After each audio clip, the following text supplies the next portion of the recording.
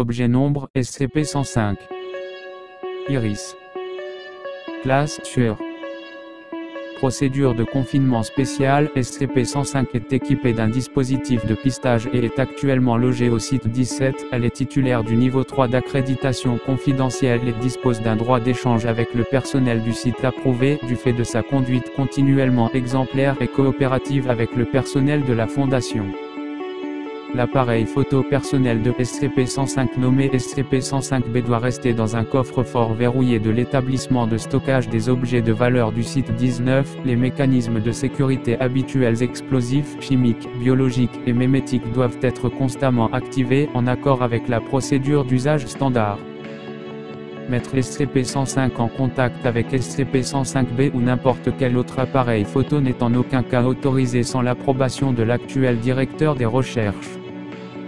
Description: SCP-105, auparavant connu comme Iris Thompson, est un individu humain de sexe féminin et d'origine européenne.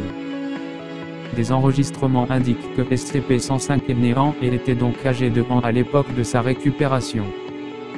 Elle a les cheveux blonds et les yeux bleus et à l'heure actuelle mesure 1,54 m pour une masse de 50 kg. Elle ne semble pas être dotée de caractéristiques physiques hors du commun et est en réalité un être humain normal et en bonne santé.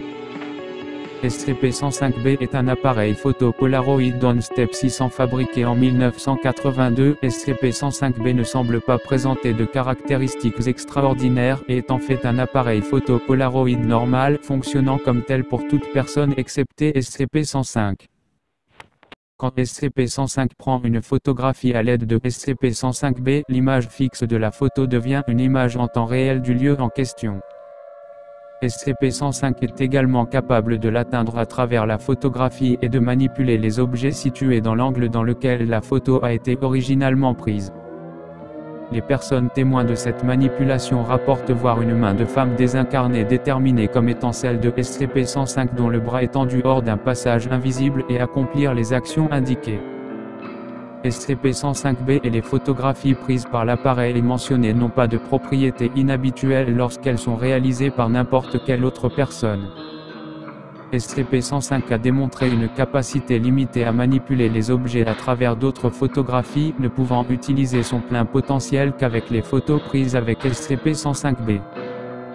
Jusqu'à maintenant, SCP-105 n'a été capable de ne faire des progrès significatifs qu'en utilisant des photographies prises avec SCP-105-B. Annexe 1. Circonstances de l'acquisition. SCP-105 a été apporté à l'attention de la Fondation peu de temps après le meurtre de son petit ami. SCP-105 a déclaré être au téléphone avec la victime à l'heure de son décès, qui l'a poussé à venir en urgence à ses côtés. Cependant, l'enregistrement téléphonique ne correspondait pas à sa version des faits, la désignant comme suspecte dans l'affaire du meurtre. SCP-105 a informé son avocat qu'elle avait, en fait, été témoin de l'assassinat à travers une photographie qu'elle avait prise avec son petit ami quelques jours plus tôt. L'avocat en question a ignoré sa déclaration et a indiqué que le sujet plaidait coupable. Celle-ci s'y est refusée et a ensuite raconté son histoire à la cour, leur proposant de faire la démonstration de sa capacité. La Fondation a ainsi été contactée. Le sujet a immédiatement été confiné par la Fondation. Le personnel a récupéré SCP-105-B dans le foyer de SCP-105, le replaçant par un modèle identique, et le lui ont rendu. Les parents de SCP-105 ont été informés que leur fille avait été tuée lors de l'évasion hâtive d'un autre patient, alors qu'ils étaient tous deux en détention provisoire, dans le centre de soins psychiatriques du. Annexe 2, extrait de l'enregistrement de l'interview 105-08-4426. Début de l'interview. Dr. Veuillez vous présenter brièvement, donner votre date et lieu de naissance, ainsi que votre nom. SCP-105, ok, je m'appelle Iris Thompson, je suis né à Phoenix, dans l'Arizona, le 12e mai. Dr. Bien. Première question, quand avez-vous pris conscience de vos capacités? SCP-105, je n'en suis pas sûr, mais je crois que j'avais 10 ou 11 ans. Je m'en souviens parce que je regardais une photo de l'océan et j'ai remarqué que les vagues commençaient à bouger. DR, que vous ont répondu vos parents lorsque vous le leur avez dit? SCP-105, ils ont juste dit que j'avais une imagination débordante. DR, quand avez-vous découvert que vous étiez capable de manipuler des objets à travers une photographie? SCP-105, ça s'est passé la première fois quand j'avais 11-12 ans. Ma famille avait organisé un voyage dans le Grand Canyon. J'ai regardé l'album photo lorsque nous étions rentrés à la maison et ma main a effleuré l'une d'entre elles par accident.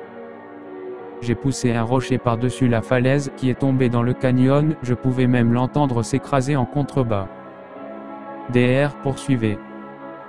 SCP-105, me suis pris de passion pour la photographie depuis. La plupart du temps, ça ne fonctionnait pas avec les photos que je prenais, mais mes parents m'ont offert un Polaroid Step 600 que je leur réclamais depuis Noël.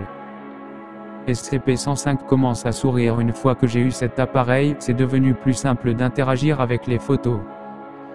DR, est-ce l'appareil que nous appelons SCP-105B? Votre appareil personnel. SCP-105, oui, monsieur. DR, sur combien de photos pouvez-vous vous concentrer à la fois? SCP-105, je l'ai déjà fait avec 10 photos en une seule fois, mais je suis sûr que je pourrais éventuellement le faire encore plus de photos. DR, quelle impression avez-vous de la Fondation jusque-là?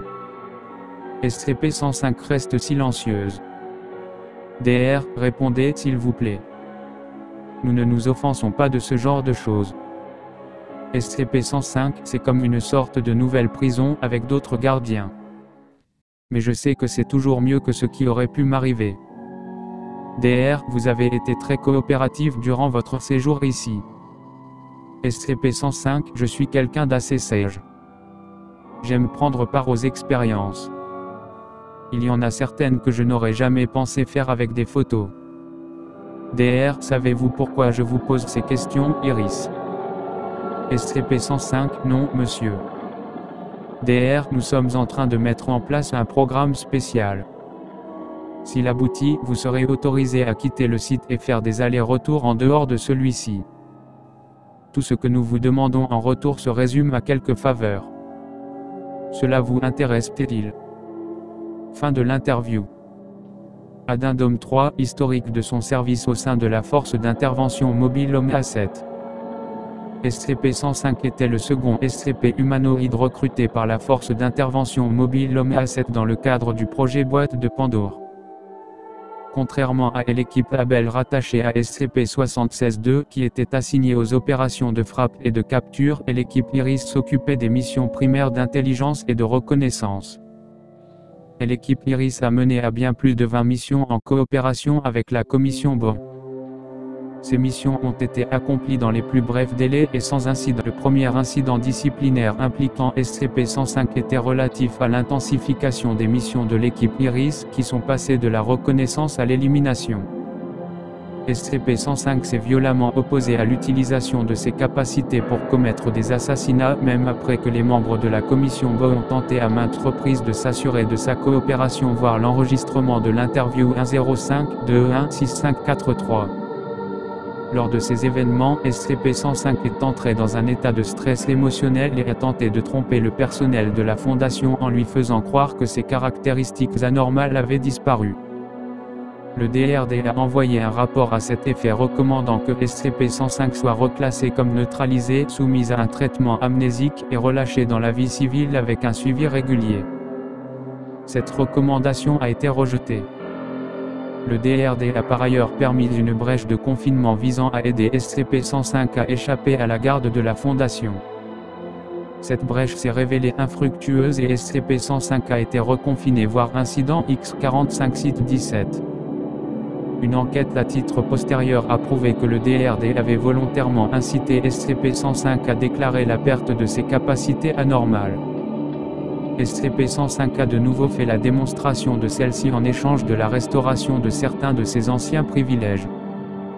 Suite à la fin du projet Boîte de Pandore, toutes les équipes de la force d'intervention mobile Lomé 7 ont été dissoutes et SCP-105 est retourné au site 17 à cause du risque qu'elle représente pour la sécurité et d'un présent manque d'utilité de son anomalie. SCP-105 n'est actuellement plus autorisé à accéder à SCP-105-B.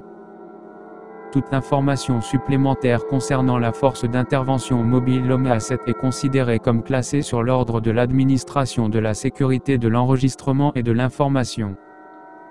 Directeur, administration de la sécurité de l'enregistrement et de l'information.